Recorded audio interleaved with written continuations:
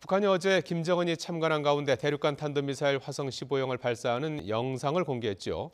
외관상으로도 화성 14형과 다른데요. 화성 15형은 기존 화성 14형의 개량형이 아닌 신형 미사일로 보인다고 우리 국방부가 밝히기도 했습니다. 관련 내용 김열수 한국군사문제연구원 안보전략실장과 얘기 나눠보겠습니다. 안녕하십니까? 네, 안녕하세요. 예, 북한이 미사일을 발사한 지 오늘로 사흘째. 네.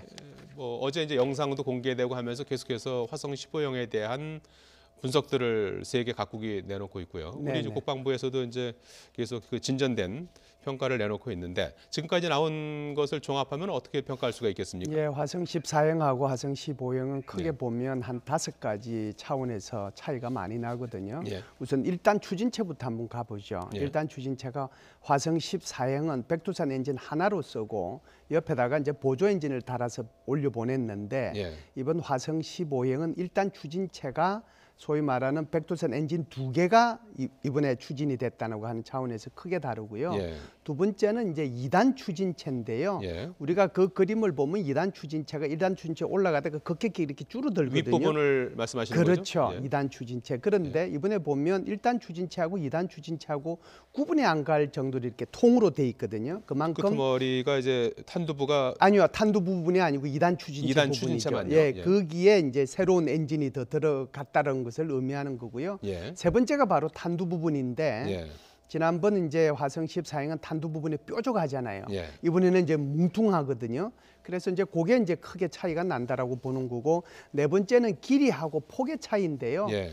지난번 화성 14형은 한 길이 전체가 19m 정도 되는데 이번에는 이제 21m거든요. 길이가 한 2m 늘어났고 여기 전체적으로 이 미사일의 폭은 지난번에 이제 1m 70cm 정도인데 이번에는 2m거든요. 30cm가 늘어났고 마지막 5번째로 차이가 나는 것은 지난번 화성 14형은 바퀴가 8개, 8축 16차륜이죠. 그러니까 16바퀴였는데 이번 같은 경우에는 9축 18개 그런 차원에서 이제 5개가 아주 확연하게 차이가 난다 이렇게 볼 수 있죠. 예, 5가지로 해서 이렇게 뭐 잘 이제 설명을 해주셨는데요. 네. 이런 그 5가지 그 차이점, 5가지 그 포인트별 차이점이 어떤 그 의미를 어떤 시사점을 던져주는 겁니까? 네, 지금 보면 하나하나 얘기하려면 굉장히 끝이 없을 수 있는데요. 사실은 지난번에는 이 백두산 엔진 하나에다가 보조 엔진을 달았잖아요. 이번에는 백두산 엔진 2개만 달았단 말이죠. 근데 백두산 엔진 2개를 이렇게 해가지고 통 속에 묶어가지고 이렇게 날려 보냈는데 이것은 굉장한 기술이 필요합니다. 이걸 이제 뭐 전문적인 용어로 짐벌 방법이라고 그러는데 2개가 동시에 분사가 되면서 방향을 조정하면서 일단 추진체가 이렇게 날라서 미사일을 쏴서 올리는 거거든요. 그게 이제 굉장히 큰 기술이라고 보고요. 두 번째는 2단 추진체 같은 경우에도 이게 일단 올라가고 나면 그다음 1단 추진체는 떨어지고 2단 추진체는 주로 고체 연료인데 여기서 다시 한 번 더 점화가 돼 가지고 미사일을 위로 더 쏴서 올려 보내주는 역할을 하는 거거든요. 그런데 이제 지난번에 비해 가지고 한 700km, 800km 더 올라갔잖아요. 이제 그 의미는 2단 추진체가 더 강력해졌거나 그렇지 않으면은 2단 추진체도 2개로 했을 수도 있다라고 하는 것을 의미하는 거거든요. 그런 차원에서 차이가 있고요. 세 번째 탄두 부분이 탄두가 이제 뭉퉁해진 것은 제가 이제 이 볼펜으로 가지고 좀 말씀을 드리면 이게 훨씬 더 쉬울 텐데 지난번에는 이제 볼펜처럼 이렇게 생겼잖아요. 이렇게 생기면은 대기권으로 이렇게 들어오면 훨씬 이제 들어오기는 쉽겠죠.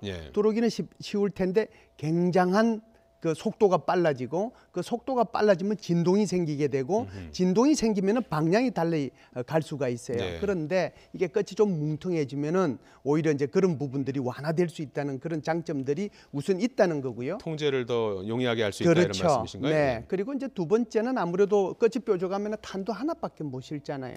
그런데 이제 끝이 뭉퉁하면 그 속에 탄도 2개도 실을 수 있고 지금 미국이나 러시아나 중국처럼 뭐 탄도 9개까지도 실 수 있거든요. 그러니까 이걸 이제 여러 군데를 타격할 수 있는 건가요? 그렇죠. 다탄두 로켓이라고 얘기를 하는데 뭐 전문적인 용어로 MIRV 이렇게 이제 표현을 하죠.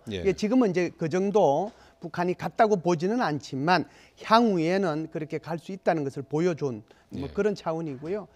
네 번째 이제 길이하고 폭은 뭐 특별히 더 얘기할 필요는 없는데 중요한 것은 바퀴잖아요. 바퀴 이제 이것은 전 세계에서 구축 18륜 돼 있는 것은 처음이거든요. 이걸 자체 생산했다는 의미는 앞으로는 이제 이것을 중국에 의존하지 않고 얼마든지 여기 이제 생산할 수 있다는 것을 의미하기 때문에 이것보다 작은 것들은 더 많이 생산해낼 수 있어서 북한의 모든 미사일들이 텔화, 소위 말해서 차량에 얹혀 가지고 기도 비닉을 유지하면서 은폐된 상태에서 언제든지 그것이 뭐 한국이든 또는 주일 미군 기지든 또는 하와이든 또는 뭐 미국 본토든 이렇게 사격할 수 있는 능력을 보여줬다. 이제 그렇게 볼 수가 있죠. 일부 전문가들은 화성 15형에 대해서 미국이나 중국, 러시아가 갖고 있는 미사일급이다 이런 평가를 내놨어요. 그렇습니다. 지금 뭐 제가 좀 전에 말씀드렸다시피 화성 14형하고 15형하고는 어마어마한 차이가 있거든요. 그래서 화성 15형 하는 거 보면 이게 뭐 다탄두도 가능할 것 같고 이게 뭐 13,000km 이상도 갈 수 있을 것 같고 특히 짐벌 방식으로 이게 백두산 엔진 2개 가지고 속도를 조정하면서 올라갔고 하는 이런 것들을 보면 사실상 지금 미국이나 러시아나 중국이 가지고 있는 대륙간 탄도 미사일 기술 그 정도의 능력은 지금 보여주었다라고 하는 것을 이제 얘기하는 것이죠. 물론 이제 뭐 검증할 부분은 좀 남아 있어요. 독일의 한 전문가 얘기로는 화성 15형이 신형 미사일은 맞지만 북한이 자체 개발한 것으로는 보이지 않는다. 이제 이런 분석을 내놨어요. 그러니까 조립품이다 이런 주장이거든요. 네, 뭐 충분히 이제 그럴 수 있는 주장들은 펼 수 있고요. 사실상 이제 구소련이 붕괴되면서 사실상 뭐 구소련의 이게 미사일 학자들 또는 뭐 핵물리 학자들 또는 우크라이나가 이제 이게 미사일 쪽에서 굉장히 많이 발전돼 있었는데 그쪽에 이제 기술자들을 충분히 이제 뭐 수집했을 수 있고요. 그들로 인해 가지고 이제 뭐 이 기술적인 완성도를 높여 나갔을 수도 있고 그때 사실상 이런 우크라이나에서 굉장히 많은 그 미사일들이 러시아로 다 실려갔거든요. 물론 미국이 돈 다 대주면서 소위 말하는 위협 감소 프로그램이라고 하는 것을 통해 가지고 우크라이나를 비핵화시키는 과정 속에서 모든 탄도 미사일들을 전부 다 러시아로 실려 보냈어요. 그 과정 속에서 그것이 이제 빠져나올 수 있는데요. 지금 이제 어떤 학자들이 하는 거 보면 이것이 소련의 SS-19하고 비슷하다 이렇게들 얘기를 해요. 그런데 우리가 간과하지 말아야 될 것은요. 우리가 화성 12형을 안 보고 우리가 화성 14형도 안 보고 그리고 만일 이제 화성 12형을 봤다라고 하면 이것은 거의 짝퉁이다 이렇게 얘기할 수 있지만 우리는 우리 눈으로 화성 12형도 쏘는 걸 봤고 화성 14형도 쏘는 걸 봤잖아요. 여기에서 이제 기술이 더 진보된 것이 바로 화성 15형이라고 볼 수 있기 때문에 제가 이제 좀 전에 말씀드렸던 그런 개연성은 있지만 꼭 그렇다라고 얘기할 필요는 없고 더 중요한 것은 북한이 화성 15형을 가지게 됐다는 사실 자체가 중요한 것이죠. 앞으로 더 대량 생산할 수 있는 기틀도 마련이 됐고요. 조금 더 좀 들어가서 보면 이제 지금 평가는 우리 국방부도 이제 인정을 했습니다. 13,000km까지 날아가서 워싱턴 D.C.도 타격할 수 있는 정도의 거리를 날릴 수 있는 미사일이다, ICBM급이다 이렇게 이제 보고 있는 거 아니겠습니까? 그렇죠. 그런데 이제 결국은 뭐 재진입이라든지 최종적으로 핵탄두를 조작한다든지 이런 부분에 대해서는 아직 검증되지 않은 거 아닙니까? 지금은 이제 제일 중요한 부분이 바로 그건데요. 지금 화성 15형을 가지고 고각으로 쏴놓고서는 이제 핵무력이 완성이 됐고, 그다음에 이제 장거리 로켓도 완성이 됐다라고 이렇게 이제 북한이 주장하고 있는 거잖아요. 이거 자체가 이제 모순이 있다라고 보는데 이 세상에 어떤 나라도 고각으로 한번 쏘고 나서 그것도 한 번 쏘고 나서 자기가 이제 완성됐다라고 얘기한 나라는 단 한 나라도 없어요. 다시 말씀을 드리면 고각 발사하고 정상 각도 발사가에는 굉장히 기술적인 문제들이 많이 남아 있습니다. 그래서 고각 발사가 돼서 이렇게 내려올 때의 재진입 기술하고 사실상 뭐 지구라고 하는 것이 이렇게 둥글잖아요.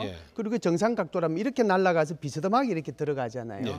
그때에 들어갈 때의 재진입 기술하고는 굉장한 차이가 있고요. 그래서 뭐 그런 차원에서 차이가 있을 뿐만 아니라 더더욱 더 중요한 것은 목표 지점에 이제 정확하게 도달을 하려고 하면 이것이 목표 지점으로 갔는지 안 간지를 알아야 되는데 지금 이제 그 제일 이 탄두 끝부분에 텔리미터라고 하는 계측 장비를 여기다 붙이거든요. 이 붙이면 이 계측 장비가 계속해서 현재의 풍압, 풍속, 안에 온도, 외부, 내부 이런 것들을 실시간으로 다 이게 지상 교신국하고 교신을 해야 되는데 예를 들어서 이게 5,000km로 날아가든 6,000km로 날아가든 북한이 그것을 이 날아가는 이 미사일에서 북한한테 보낼 수 있는 수단이 없어요. 예. 여기서는 발신을 한다고 하더라도 북한이 무슨 인공위성을 갖고 있는 것도 아니고 통신위성이 있는 것도 아니고 예. 할 수 있는 방법은 떨어지는 그 부근에 북한의 선박이 있어서 그것이 이원 생방송을 해서 북한으로 연결이 되면 이게 뭐 그나마 이게 떨어지는 것이 제대로 갔는지 안 갔는지 알 수 있는데 그걸 지금 알 수가 없단 말이죠. 그렇죠. 예. 그러니까 이것 가지고도 아직까지 좀 정상 각도를 한번 해보고 발사를 그리고 이제 그걸 좀 봐야 된다는 거고 대통령께서도 말씀을 하셨지만 예. 소형함 문제는 조금 이거는 우리가 좀 생각을 해볼 필요는 있어요. 왜 예. 그러냐면 우리가 한번 기억을 한번 더듬어 볼 필요가 있는데요. 북한이 화성 14형 7월 4일 날 하고 7월 28일 날 화성 14형을 쏘았고 예. 그리고 이제 9월 3일 날 6차 핵실험을 했지 핵실험했죠. 않습니까? 6차 핵실험을 하기 직전에 북한이 공개한 것이 장구형 모형, 예. 땅콩 껍질 모양의 수소탄 모형을 공개했잖아요. 예. 그래서 그 수소탄 모형을 공개하고 나서 수소탄 실험을 했는데 그 수소탄이 바로 화성 14형의 탄두 부분에 들어가는 것이라고 북한이 얘기한 거거든요. 예. 그런데 전문가들이 그때 장구 모형의 그 모형을 보면서 수소탄 모형을 보면서 그것이 몇 킬로그램일 건가를 추론해냈는데 예. 500킬로그램 정도 된다고 그랬어요. 그런데 이번에 화성 15형은 그보다 끝이 더 뭉퉁하잖아요. 예. 이 뭉퉁하다는 말은 500kg 이상을 실을 수 있다는 거예요. 예. 만일 탄도 하나만 싣는다면 예. 그렇다면 이것이 적어도 700kg에서 1톤 가까이를 실을 수 있다는 것을 의미하는 거고 그렇다라고 하면 예. 소형화의 문제는 또 다른 차원에서 이 문제를 얘기해야 된다는 거죠. 그래서 이 소형화 문제는 어느 정도 예. 제가 볼 때는 어느 정도 극복되지 않았는가 아하, 그렇게 그렇군요. 봅니다. 네. 미국 뉴욕 타임스가 흥미로운 사설을 하나 내보냈는데요. 북한이 화성 15를 발사한 뒤 전문가들의 분석과 견해를 종합해서 북한에 관한 7가지 진실이라는 네. 내용을 보도했는데 하나씩 보시죠. 예, 북한은 이미 핵보유국이다.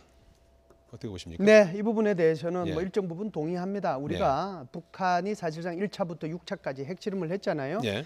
핵실험을 했는데 우리가 그간의 과정을 보면 북한은 플루토늄 핵실험하고 우라늄 핵실험하고 그리고 정폭 핵분열단 실험하고 예. 그리고 이제는 뭐 완전한 그렇습니다. 수소탄까지 실험했잖아요. 예. 이 정도 실험했는데도 아직까지 북한이 사실상의 핵보유국이라고 안 하면 이것이 오히려 이상하죠. 두 번째는 북한의 핵미사일이 동부에 도달할 수 있다. 네, 그렇습니다. 엊그제 쏘았던 것이 도달할 수 있다? 13,000km 날아갈 수 있으니까 도달할 수 있습니다. 예, 북한은 이성적이다. 즉 전쟁이 시작되지 않음을 의미한다.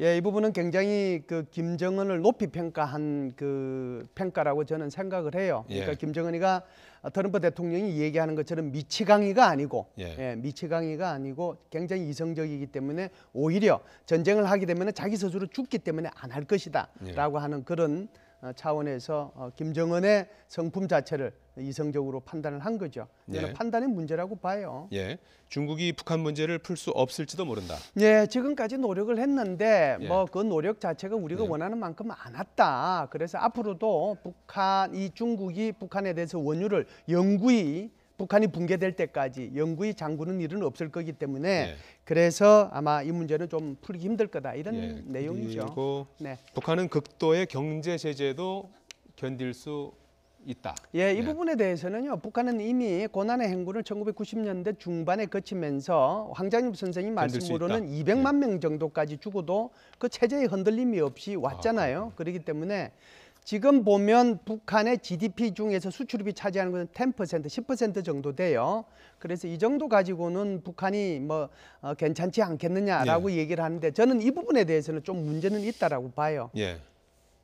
어떤 조금 더 말씀을 드릴까요? 네. 네네. 왜 그러냐 하면 지금 현재 북한 같은 경우에는 배급제에서 움직이지는 것이 아니라 네. 장마당에서 움직이지는 거거든요. 그래서 북한 사람들은 이미 시장에 대해서 맛을 알아요. 그 시장이 장마당이라고 하는 것이 430개가 있고 그 장마당에서 이 불만이 무엇으로 전파가 되느냐 하면 350만 대의 손전화, 우리말로 하면 스마트폰으로 인해 가지고 서로 정보를 교환하거든요. 네. 이것 자체가 북한의 김정은 정권을 굉장한 위험에 빠뜨릴 네. 수 있는 문제이기 때문에 이것은 뭐 경제 제재 견딜 수 있는 문제하고는 다른 차원으로 이건 접근해 볼 필요가 있다 이렇게 봅니다. 그때 여섯 번째가 북한은 전쟁을 원하지 않는 것 같으며 여전히 두려워한다. 예, 이 부분에 대해서는 만일 전쟁을 그렇습니까? 하게 되면 예. 자기가 완전히 죽는다는 거 그렇게 알기 하군요. 때문에 이것은 네. 뭐 아까 말씀하신 일곱 그 번째. 이성적이다는 거하고 비슷하죠. 일곱 번째는 걱정은 해라 그러나 흥분하지는 말라. 네, 뭐 이 부분은 뉴욕 충고하는 타임스의- 걸로. 예. 예, 흥미로운 사설을 보셨는데 지금 그 추가로 나오는 논점 중에 하나가 미국이 지금 검토하고 있다는 해상 봉쇄 아니겠습니까? 네, 네, 네. 해상 봉쇄의 정확한 개념이 뭡니까? 네, 이제 우리가 해상 봉쇄, 그러니까 언론 이렇게 표현할 때는 해상 봉쇄라고 네. 얘기하는데요. 두 가지 차원에서 이걸 확실히 구분을 해야 돼요. 예. 하나는 해상 그 차단이라고 하는 인터딕션이라고, 제가 영어를 써서 죄송합니다. 예. 인터딕션이라고 하는 게 있고 해상 봉쇄는 블록케이드라고 얘기를 해요. 예. 그러면 해상 차단이라고 하는 인터딕션은 뭐냐면은 북한을 들락거리는 선박에 대해서 검문 검색을 하는 것을 차단이라는 용어를 쓰고요. 예. 봉쇄라고 하는 것은 아예 들락날락거리지 자체를 못하게 하는 것이죠. 모든 선박입니까? 그렇죠. 예. 그래서 여기에 대해서는 굉장한 큰 차이가 있기 때문에 제가 볼 때는 예. 순서상을 보면 아마 차단을 먼저 하고 예. 그리고 나도 계속해서 북한이 도발을 하거나 이게 뭐 제재 효과가 없다라고 하면 봉쇄로 아마 들어갈 텐데 예. 아마 지금 당장은 봉쇄로 넘어갈 것 같지는 않습니다. 그러면 이제 우선적으로 검토해 볼 수 있는 게 해상 차단입니까? 그렇죠. 그 가능성이 있는 겁니까? 그렇죠. 지금은 예. 이제 미국의 입장에서 보면 예. 제일 중요한 것은 유엔 안전보장 이사회를 통해 가지고 결의안이 도출되면 제일 좋죠. 예. 그러니까 원유도 뭐 전면 차단하자라는 것도 도출되면 좋고 북한의 금융줄을 완전히 재는 것도 차단하면 좋고 그다음에 해상 차단도 뭐 유엔 안전보장 이사회를 통해서 하면 좋은데 만일에 이게 안 되면 미국 스스로에 독자적으로 하겠다라고 하는 건데요. 이게 지금 한국을 포함한 PSI라고 좀 예. 복잡한 말이긴 한데 예. 이런 것들에 지금 현재 가입해 있는 국가가 80개 국가가 돼요. 예. 물론 이제 이 주변에서는 한국, 일본, 호주, 뭐 미국 이런 나라가 이제 주 대상이 돼서 일단 먼저 차단을 하겠죠. 예. 그래서 이 분야에 대해서는 아마 심각하게 검토를 해볼 거고 시진핑 주석한테도 여기에 대해서 만일 한다면 통보를 해줄 걸로 저는 생각을 합니다. 해상 차단을 할 경우에는 어떤 선박들이 대상이 되는 겁니까? 예, 북한을 들락날락거리는 모든 선박이에요. 아 그래요. 네, 상선도 그래서 마찬가지고. 그렇죠. 상선도 마찬가지입니다. 당연히 상선 때문에 이제 이걸 하는 그 거거든요. 중에서 골라서 하는 겁니까? 모든 아닙니다. 모든 선박입니다. 선박? 검색을 합니까? 그렇죠. 그렇군요. 그리고 이제 이것은 국적을 통상 보면은 우리는 이제 보면은 배는 원래 것은 한국이지만 예. 우리는 베네수엘라 길을 단다든지 파나마 길을 예. 달아서 이렇게 움직이잖아요. 미국도 이제 그렇게 저기 북한도 그렇게 하고 있거든요. 어떤 국적 길을 달아도 이거하고 관계없이 내가 차단하겠다라고 하는 게 그러면 예. 공해상에서 북한을 들락날락거리는 모든 배에 대해서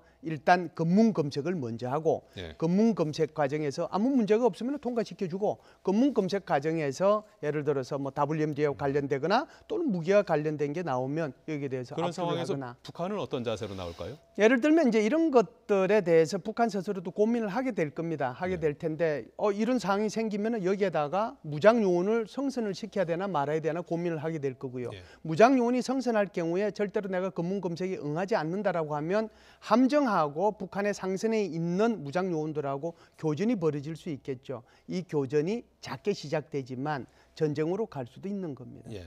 끝으로 한 가지만 여쭤보겠습니다. 지금 북한이 화성 15형 미사일 발사 이후에 한미 정상이 당일날 바로 네. 전화를 했고요. 또 네. 어제 밤 늦게도 또 통화를 하지 않았습니까? 네. 이런 건 어떻게 보십니까? 예, 뭐 잘 이제 지금 현재 이루어지고 있는 문제들에 대해서 조금 더 빈틈이 있으면 안 되니까요. 두 대통령께서 아주 긴밀히 공조하자는 차원에서 잘 말씀을 하신 것 같고요. 예. 제가 볼 때는 이런 것 같습니다. 어제 1시간 동안 전화 통화를 했다는 것은 무언가 지금 안 맞는 부분이 있다라고 하는 것을 의미하는 거고 그것을 조율해 나갔다라고 저는 봐요. 예. 그래서 그 부분에 지금 대통령께서 말씀하신 것이 지금 이번에 쏜 화성 15형은 여전히 결함 요소가 있으니까 결함요, 예, 예. 결함 요소가 있으니까 이 부분에 대해서는 재진입 기술이라든지 뭐 이런 것들은 아직 검증된 게 아니죠. 그렇죠. 재진입 기술도 그렇고 종말 유도 단계에서의 그 정확성도 그렇고 그러니까 이것은 완전한 ICBM으로 봐서 우리가 다른 군사적 옵션을 고려하기보다는 이 부분에 대해서는 더 추가적인 검토가 필요합니다. 예. 그래서 트럼프 대통령이 이 부분에 대해서도 고민을 좀 해볼 필요가 있습니다라고 말씀을 하신 거죠. 예, 평가가 좀 다르면 대응 방식도 좀 달라지니까 말이죠. 당연히 그렇죠. 그래서 이제 그 부분을 어제 1시간 동안이라도 계속해서 서로 의견을 조율해 나갔다고 하는 것은 좋은 거라고 저는 봅니다. 예. 네. 김열수 한국군사문제연구원 안보전략실장이었습니다. 고맙습니다. 감사합니다.